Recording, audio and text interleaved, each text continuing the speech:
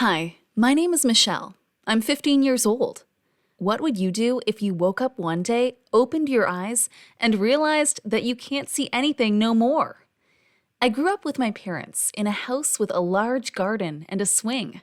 My father spent most of his time at work, so all day I was only with my mother. She did not leave me for a minute.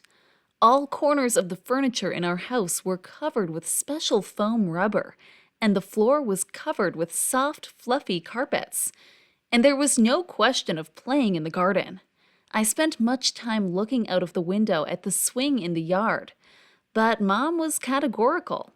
My only way to get a breath of freedom was when Mom fell asleep. She slept very firmly.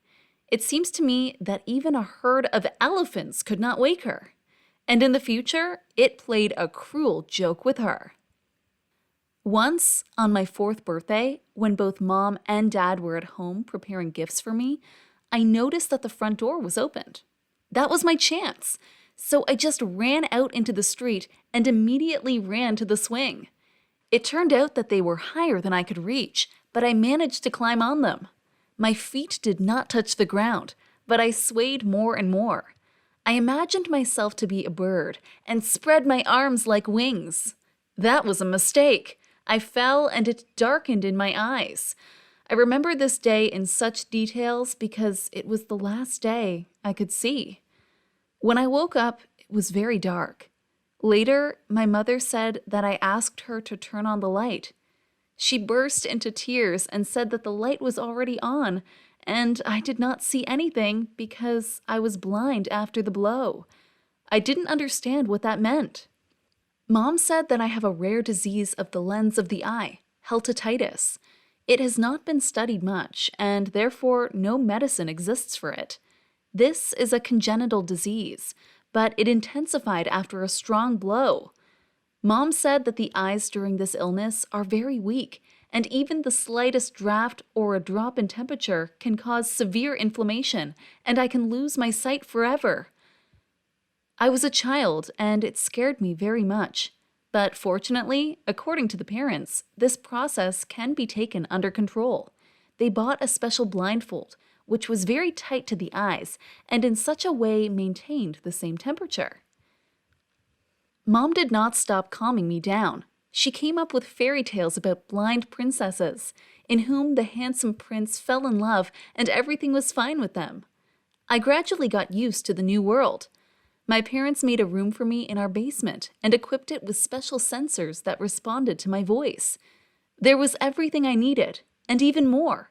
And also, Dad gave me a new dress every month.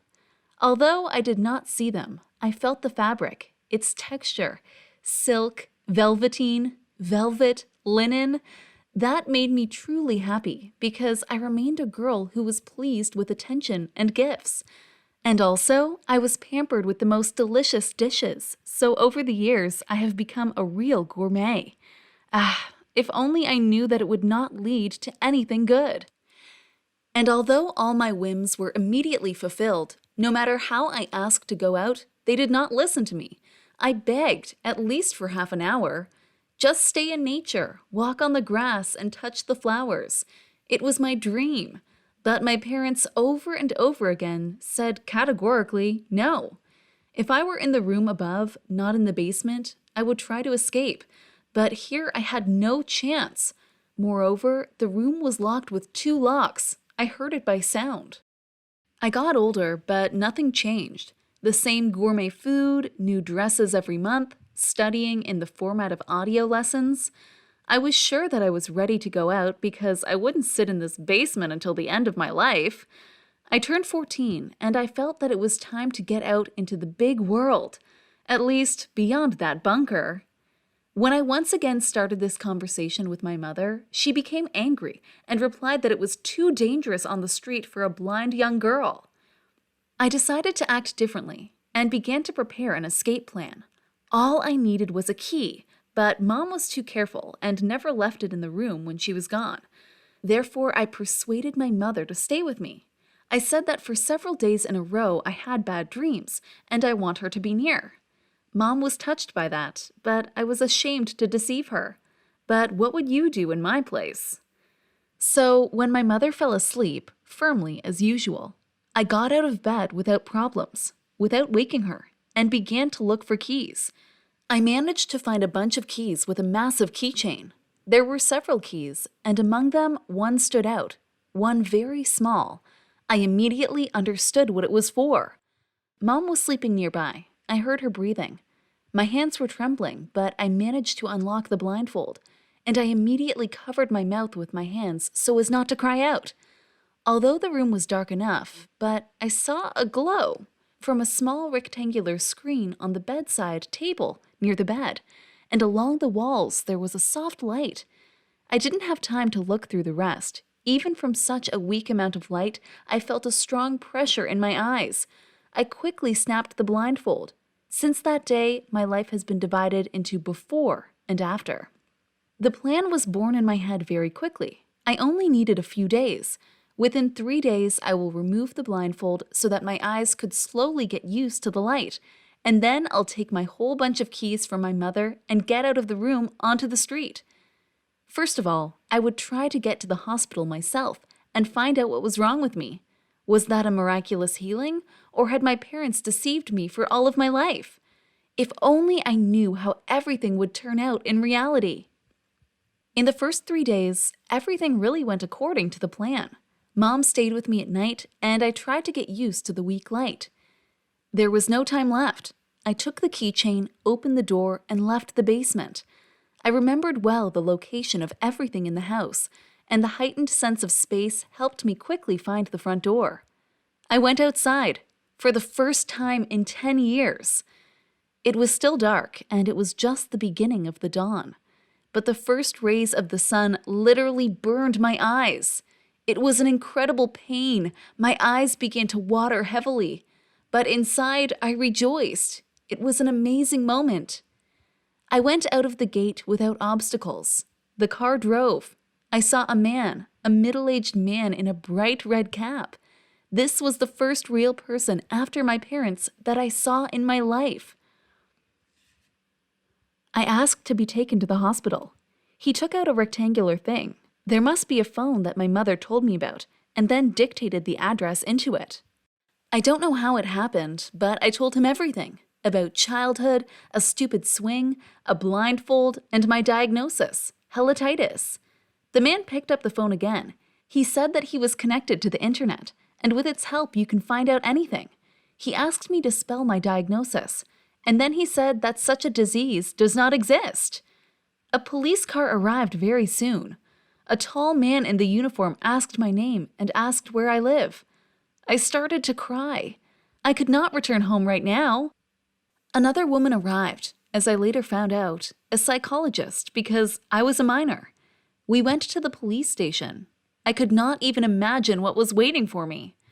I dictated the names of my parents, Mr. and Mrs. Blake's. I named their dates of birth. A few minutes later, I heard a policeman tell his partner that these people had never had children. He said that they tried to adopt a child 15 years ago, but they were refused because they were being treated in a psychiatric hospital. I could not believe what I heard. Would you believe it? I tried to cope with the shock, and then my parents came into the office. I mean, those people whom I considered so. They admitted everything. It turned out that they took me from the yard, from some large family from a neighboring state. I couldn't wrap my head around it. Mom and Dad cried and repeated that they loved me more than anything and would never hurt me. That they just wanted to protect me because my stroller stood for days in the yard and nobody cared. But the worst thing, as it turned out, was waiting for me ahead.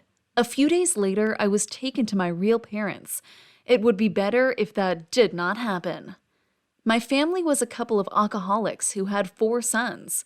And the worst thing was that they did not even remember that 15 years ago they had a daughter. But no one put me on the threshold. They just didn't care. They drank all day long, and the children screamed, fought, asked for food and money. In those rare days when the mother nevertheless was cooking, the food was disgusting, but I had no choice. I was constantly hungry. There were no formal clothes. You won't believe it, but I already regretted that I don't have a blindfold because most of all, I would like to stop seeing this hell that was around. And of course, I really missed my mom and dad who raised me. They were strange, but they really loved me and were ready for anything for the sake of my happiness. And these people are strangers to me. After several weeks of such a life, I complained to social services and I was sent to a shelter. That's where I am now. Yes, I know now what the internet is, what life with eyes is, but I understand that this is a crazy idea, but I agree to become blind again just to feel the love of other people. And what would you be willing to sacrifice to be loved?